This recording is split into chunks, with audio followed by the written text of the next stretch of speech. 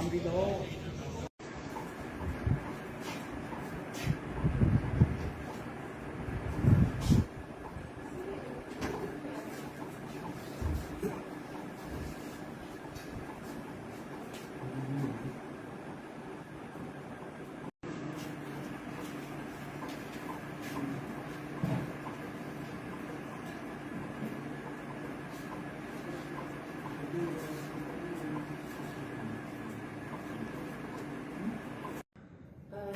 दिनांक 24 महिला की हत्या हुई थी और लूट हुई थी उस घर से।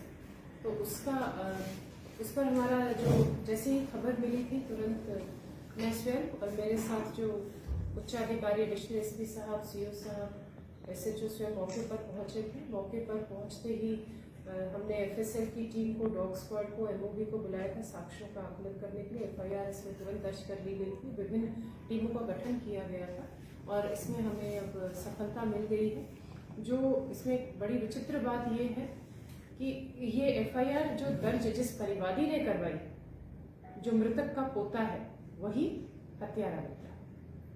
तो ये ऐसा बहुत ही कम होता है कि परिवादी ही आरोपी निकले, और वो भी इतने गंभीर अपराध में, हत्या व लूट के अपराध में। इसमें जो पोता था वो एविएटर एक ऐप के माध्यम से गेम खेलता था। तो शुरू में उसमें उसको फायदा हुआ, पैसों का लेन देन इस ऐप के माध्यम से होता है, तो उसमें उसको फायदा हुआ कुछ पैसों का, तो और इन्वेस्ट करता गया। ये AC रिपेयर का काम करता है, तो जो भी जैसे भी ये काम के पैसे इसको मिलते थे उसमें वो इन्वेस्ट करता रहता है। किंतु कुछ दिनों से इसको लगातार नुकसान हो रहा था। उससे वो परेशान था। 1.5 से 2 लाख का इसके ऊपर कर्ज चढ़ गया था। फिर अभी जैसे जिस दिन 24 तारीख को भी इसने 15-20 हजार रुपए उसमें खो दिए थे, उसमें इसको नुकसान हुआ था। जो इसकी दादी थी वो लगातार इसको इस तरह के वीडियो गेम खेलने से मना करती थी।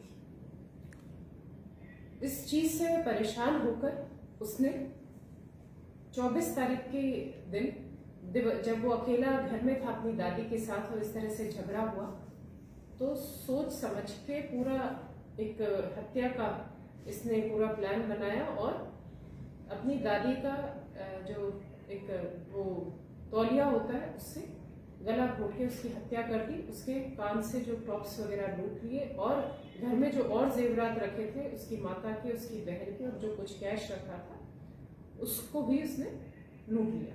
तो इस तरह से उसने इस घटना को अंजाम दिया। हमने इसमें इस आरोपी ने अपना सब कुछ एक्सेप्ट कर लिया है और साथ ही साथ हमने इसकी निशानदेही पर जो सारे इसने जेवरात लूटे थे वो भी बरामद कर लिए। वीडियो गेम खेलने का ज्यादा आदी था। तो सिर्फ बच्चे ही नहीं, मेरा आप सभी से अपील है, जो बच्चे हैं, जो बड़े हैं, अगर परिवारजन में किसी को वीडियो गेम इस तरह की आदत लगे तो उसको इससे दूर रखें।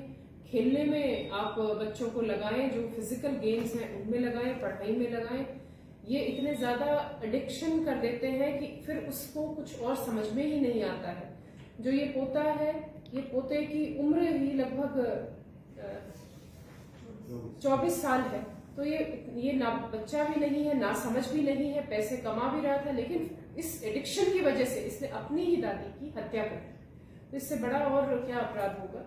तो आप सभी से अनुरोध है आपके माध्यम से कि वीडियो गेम के से दूर अपने बच्चों को रखें। कुछ थोड़ा सा तो शुरू में ही संदेह हो रहा था, किंतु फिर हमने जैसे कोई पूरे जो अपनी अलग अलग टीम थी, जैसे CCTV को देखने वाली, आसूचना वाली, तकनीकी माध्यम पर काम करने वाली, जब सभी जगह से हमें कोई, जो भी हम लीड पर जा रहे थे, हमें कोई सफलता नहीं मिल रही थी, तो हमने फिर इस पर काम करना शुरू किया। जो ये बता रहा था कुछ हमें उसमें संदेह हुआ, तो हमने इसका पूरा जो रूट चार्ट था वो बनाया। तो उसमें कई चीजें ऐसी आई कि ये उसका जवाब नहीं दे पाया, और जो हमने फिर साइंटिफिक तरीके से इससे इंटरोगेशन की, तो इसने हमें सारी घटना का बिल्कुल विस्तृत रूप में बता दिया। निर्देशानुसार श्रीगंगानगर पुलिस द्वारा एक जो नशे के व्यापारी हैं उनके विरुद्ध 68F की जो कार्रवाई के हमें निर्देश मिले थे, उसमें एक बहुत बड़ी कार्रवाई की गई है। सूरतगढ़ सिटी में जसविंदर सिंह, उम्र 36 वर्ष, सूरतगढ़ सदर का ये वासी है।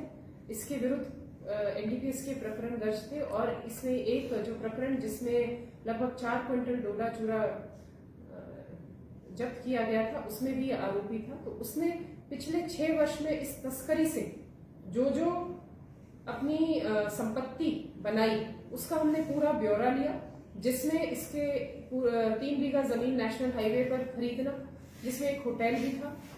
उसके अलावा इसने अपने गांव में एक बहुत बड़ा रिहायशी मकान बनाया।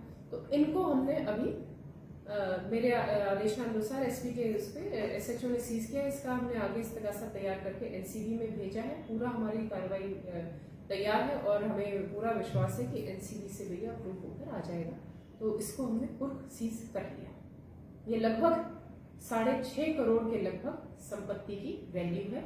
मेरा यही सभी से ये एक बिल्कुल स्पष्ट मैसेज है नशा तस्करों के विरुद्ध श्रीगंगानगर शहर में कि अगर आपको लगता है कि आप बच जाएंगे कानून की नजरों से, तो ऐसा नहीं है। अब आपके हम संपत्ति के विरुद्ध जाएंगे। हम आपके जो इस 68F में आपके परिवारजन की भी जो संपत्ति आपने खरीदी है पिछले 6 वर्ष में, हम उसको भी कुर्क करने का हमारे पास अधिकार है। तो हम उस अधिकार का पूरा प्रयोग करेंगे। आप किसी भी तरह से तस्करी में संलिप्त नहीं हो। जो भी युवा वर्ग इसमें जुड़ने का अगर सोच भी रहा है तो बिल्कुल आप इससे दूर हटे।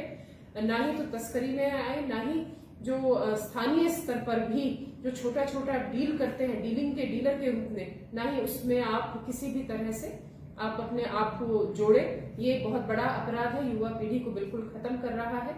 इससे बिल्कुल सभी दूर रहे। और कोई अगर आपको लगता है कि इस तरह से संलिप्त है, उसके विरुद्ध केस है और उसने कोई नई प्रॉपर्टी अर्जित की है, तो हमें सूचना दें। हम उस पर भविष्य में भी इसी तरह से सख्त कार्रवाई हम ऐसे अपराधियों के विरुद्ध करते रहेंगे।